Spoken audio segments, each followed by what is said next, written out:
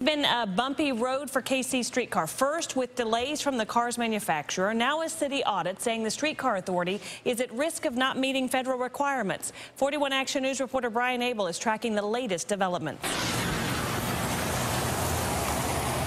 Well, Krista, right here at 3rd and Grand is where that very first streetcar will be delivered here Monday morning. This as the city works with the Streetcar Authority to keep the project on track.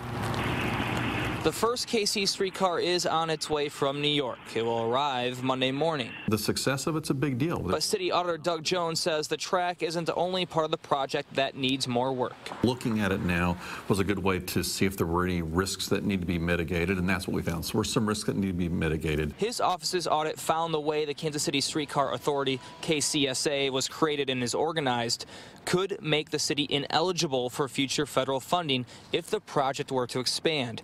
And the city is at risk of not meeting federal regulations over revenue contracts like advertising sales. The regulations in the grant agreement requires the sponsorship and the advertising to be put out for an open and competitive bid, but it also requires the agent that's procuring those contracts to have gone through an open bid process.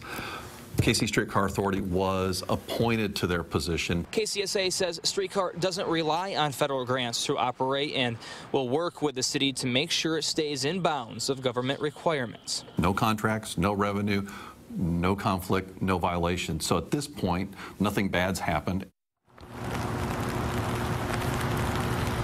And that city audit also recommended setting up performance assessment goals to monitor things like timeliness and ridership.